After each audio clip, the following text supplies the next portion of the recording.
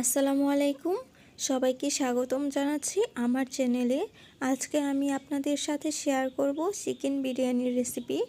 আজকের বিরিয়ানিটি রান্না করব আমি প্যাকেট মশলা দিয়ে। খুব অল্প সময়ের মধ্যে এই বিরিয়ানিটি রান্না করতে পারবেন। আর কথা না বাড়াই চলে যাচ্ছি রান্না করতে। এখানে আমি মুরগির মাংস নিয়েছি, আর মাংসগুলো এমন ছোট ছোট সাইজ করে কেটে ধুয়ে নিয়েছি। এরপর আমি চুলায় কড়াই দিয়ে তেল গরম করতে দিয়েছিলাম। দিয়ে দিলাম 2-3টা দারচিনি আর 4-5টা এলাচ দিয়ে একটু ভেজে নিলাম। আর এরপর দিয়ে দিলাম পেঁয়াজ কুচি আর দিয়ে দিলাম কাঁচামরিচ ফালি দিয়ে আমি ভালো করে ভেজে নিচ্ছি। দিয়ে দিলাম পরিমাণ মতো আদা, রসুন, জিরা বাটা, আর এগুলো আমি ভালোভাবে ভেজে নিচ্ছি। আর মশলাতে কষানোর জন্য দিয়ে দিলাম পানি, দিয়ে দিলাম 1 টেবিল চামচ ধনিয়া গুঁড়া, 2 টেবিল চামচ মরিচ গুঁড়া আর স্বাদ মতো লবণ দিয়ে হালকা করে আমি কষিয়ে নিচ্ছি। আর এরপর দিয়ে দিচ্ছি 1 প্যাকেট চিকেন বিরিয়ানি মশলা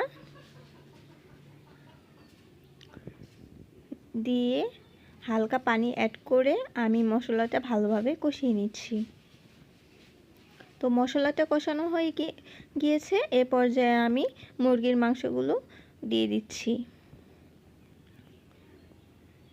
হালকা করে এগুলো কষিয়ে আমি এর সাথে পানি অ্যাড করে ভালোভাবে মাংসগুলো রান্না করে নিচ্ছি। মুরগির মাংস আমি ভালোভাবে কষিয়ে নিলাম। এখন একটা বাটিতে আমি নামিয়ে চলে যাচ্ছি নেক্সট স্টেপে। কড়াইয়ে তেল গরম করতে দিয়ে দিলাম কয়েকটা এলাচ আর দারচিনি, আর দিয়ে দিলাম একটা পেঁয়াজ কুচি দিয়ে আমি হালকা ভেজে নিলাম।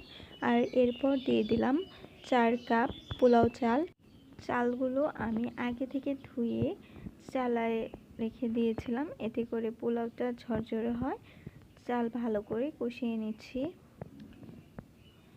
পোলাও চালটা আগে থেকে ধুয়ে চালায় রেখে দিলে হয় কি এক্সট্রা পানিটা চলে যায়, এতে করে পোলাওটা অনেক ঝরঝরে হয়। আর এখন আমি পোলাও চালটা কষিয়ে নেওয়ার পর দিয়ে দিলাম পানি। আর এখানে আমি 4 কাপ চালের জন্য দিয়ে দিলাম 8 কাপ পানি। যে কাপ দিয়ে আমি চাল দিয়েছিলাম সেই কাপ দিয়ে পানি দিয়ে দিলাম। আর দিয়ে দিলাম স্বাদ মতো লবণ। চুলার আঁচটা হাই হিটে করে ঢেকে দিলাম। আর ফিরে আসলাম চালটা ফুটার পরে। আর এখন চুলার আঁচটা আমি মিডিয়াম করে রাখছি। তো এই পর্যায়ে আমি দিয়ে দিচ্ছি সেই কষিয়ে রাখা মাংসগুলো দিয়ে আমি ভালোভাবে নেড়ে চেড়ে পোলাওয়ের সাথে মিক্সড করে নিচ্ছি। এ সময় চুলার আঁচটা অবশ্যই মিডিয়াম করে রাখতে হবে, নইলে কিন্তু পোলাওটা পুড়ে যেতে পারে। তো এইভাবে আমি গোল রাউন্ড করে নিয়ে চাল দিয়ে নিচ্ছি 10 মিনিটের মতো। তো ফিরে আসলাম 10 মিনিট পর। এই দেখেন প্রায় হয়ে গিয়েছে। এখন আমি এখান থেকে চাল নিয়ে দেখাচ্ছি সেদ্ধ হয়েছে কিনা। চাল কিন্তু সেদ্ধ হয়ে গিয়েছে আর অনেকটা ঝরঝরে হয়েছে। আর এই পর্যায়ে দিয়ে দিলাম কয়েকটা কাঁচামরিচ দিয়ে আমি আবার গোল রাউন্ডের মতো শেপ করে দিয়ে দিলাম 1 চামচ ঘি দিয়ে আমি ঢেকে রেখে দিচ্ছি 5 মিনিটের মতো। তো ফিরে আসলাম 5 মিনিট পর। এই তো বিরিয়ানি রান্না কমপ্লিট, একদম পারফেক্ট হয়েছে। আশা করছি সবার কাছে সহজ ও ভালো লেগেছে। আর রান্না তো সবসময়ই সহজ, তাই না? আপনারা অবশ্যই ট্রাই করবেন।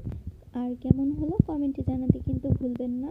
তো দেখা হবে নতুন কোনো রেসিপি নিয়ে। সে পর্যন্ত সবাই ভালো থাকবেন আর আমাদের জন্য দোয়া করবেন।